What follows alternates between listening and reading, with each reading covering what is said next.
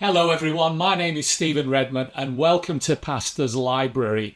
This is the channel where we discuss everything to do with theology books that might be on a reading list for a seminary course, or maybe on a reading list for a bachelor's or master's degree in theology or biblical studies, or maybe just books that have caught your eye on a bookshelf somewhere, maybe in a bookshop or possibly in your own pastor or vicar's office. So today, I want us to talk about a couple of books that have piqued my interest recently. If they pique yours, if you are interested or feel we have anything to offer today, please give us a like on YouTube.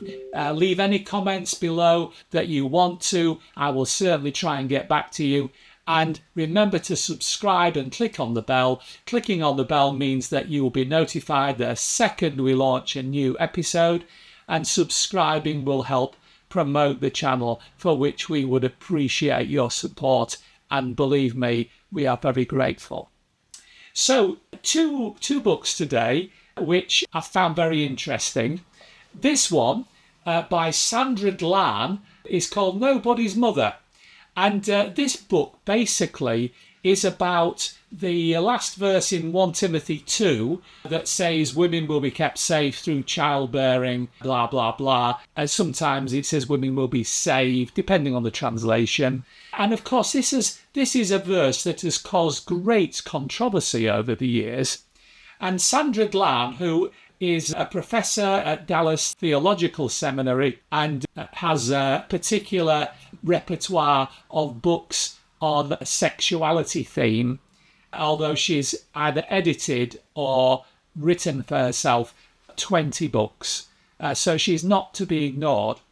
But Sandra has looked at this. This is a 2023 book, 190 pages, and she has tried to come up with a well-reasoned answer to what this verse is about, based on the culture of the times and as much relevant literature as she can. This book has a good bibliography, but just out of interest, I would suggest that most of us will hardly know a single name on this, because she isn't quoting from the regular commentators or the top star writers for Erdmans or Brill or any of these big titles, but she is dealing with very specialist journal articles, very specialist books that are to do with first century living. What I would say to you is I found the bibliography, whereas it was almost alien to me, I did find it very interesting, because it just gave me some insight onto the vast majority of academic paper that is out there that you can consult about even the most confusing scripture. So basically, Sandra Dlan is writing about a verse that is written to Timothy, which we believe Timothy was in Ephesus at the time, and she suggests that this has to do with Artemis. Now, if you remember the book of Acts, you will remember the chant, Artemis, great is Artemis of the Ephesians. It was where her big temple was in that part of the East at that time. And it really was a big deal. It was normal to have multiple gods in your home and to visit temples on feast days.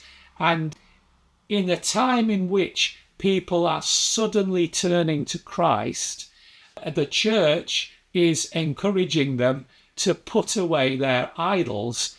But what I suppose has made this title possible is the recent advancement in our understanding of what Artemis represented.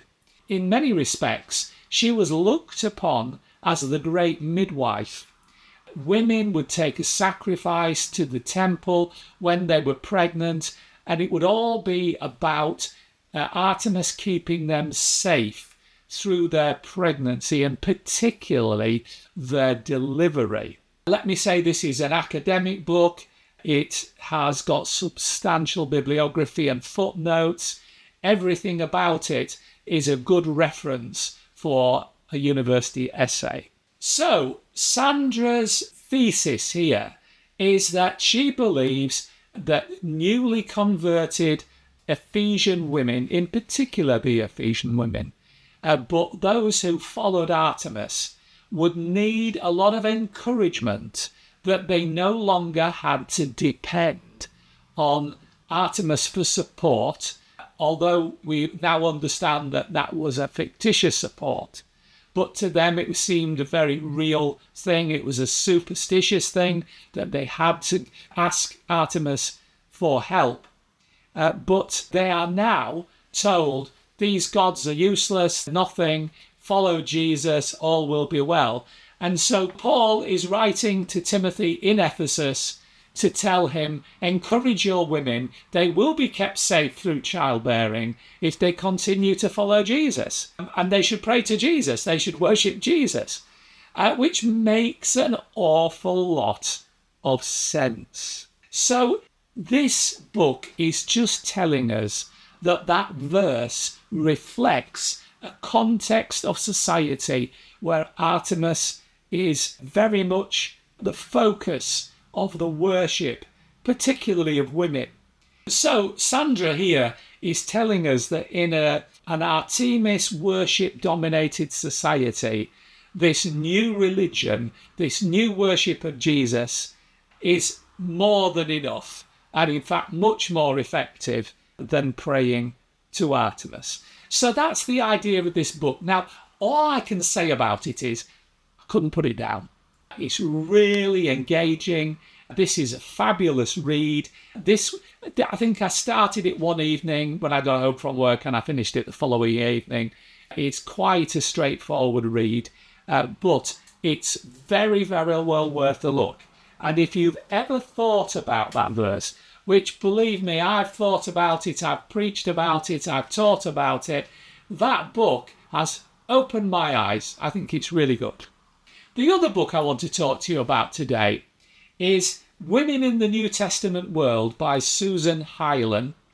Now, this is part of a series called The Essentials of Biblical Studies. This particular book was published in 2019. It's 212 pages.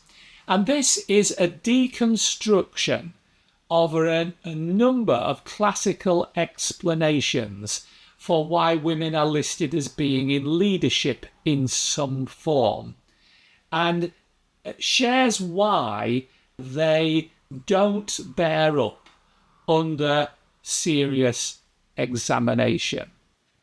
Now, I'd seen this book listed in the bibliography of a couple of other books, and I've noticed that people are referring to this, and I can see why, having read it now. It definitely offers a broad understanding of women's roles in the society and culture of the first century. It talks about particular virtues that are thought of as being female virtues, like modesty, industry, loyalty. She talks about the impact of marriage, divorce, and widowhood on women. She talks about what class status meant, what wealth and patronage meant. She talks about the occupation of some women, because not every woman was at home pushing babies out all the time. And it really is very empowering when we can see these things from a first century cultural perspective. She has quite a big section where she deals about cultural norms regarding speech and silence for women. Some of you may be very interested in that. Really, her conclusion is that female participation was encouraged in many parts of society, and that women's leadership and influence was not just encouraged, it was expected. So that book, which I really recommend, to my mind, this is the sort of book which I will see it cropping up in the bibliographies of journal articles and books to come. but it's definitely a serious work that I would consider to be something that I will get a lot of use from, particularly in the next decade. So that's 2 books for you today, both written by women, both really connected with women, women's issues. I hope that's helped you. If it has, please give us a thumbs up. Leave a comment if you've got anything to say or ask. I do try to get back to people. And I just want to give you one last encouragement to subscribe if you haven't done already. Please click on the bell. That will let you know when we launch a new episode. And I hope to see you soon on Pastor's Library. Until the next time, bye!